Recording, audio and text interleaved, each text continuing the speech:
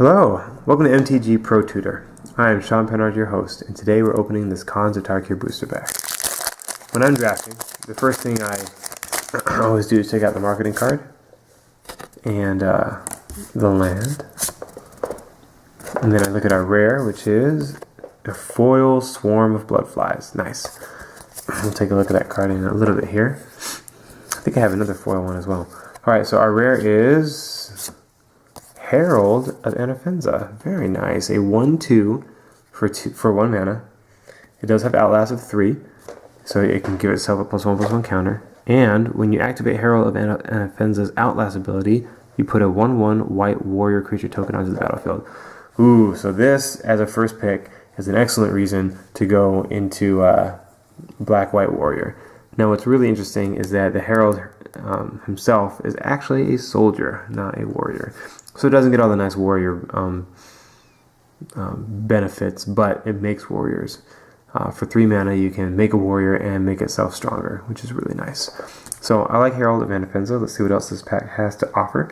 And as of right now, it's my first pick.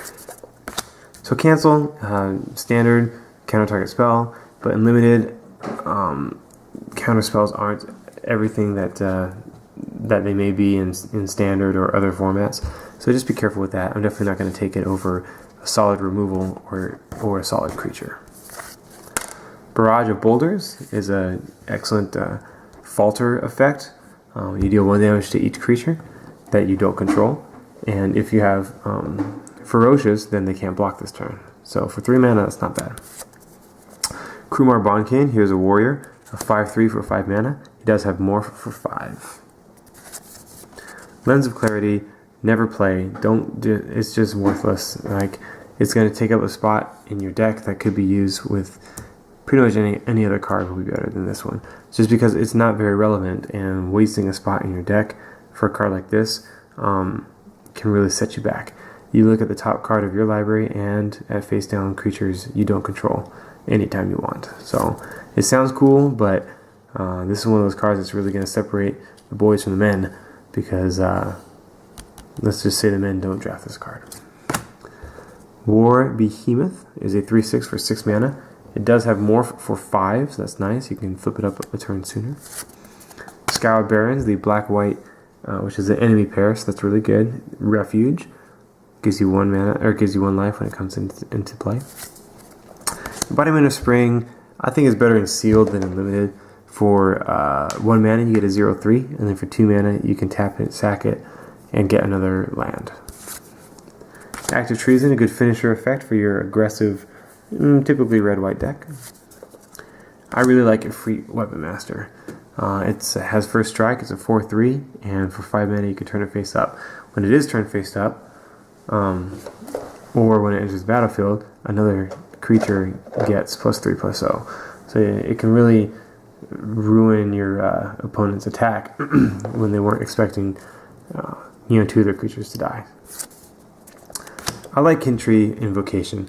For 2 mana you get an XX Spirit Warrior, remember that, where X is the greatest toughness among creatures you control. So greatest toughness, I like doing the Disowned Ancestor turn 1, Kintree Invocation turn 2, or Archer's Parapet turn 2, and the Kintree Invocation on turn 3.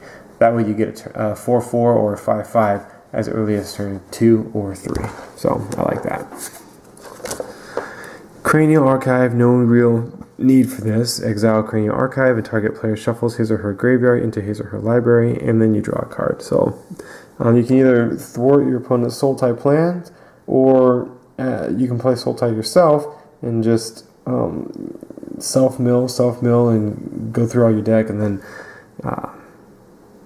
get all those cards back. But this is, I think, not good when you're using it on yourself, but better when you're using it against your opponent. But even then, I still wouldn't really take it over, pretty much any other card.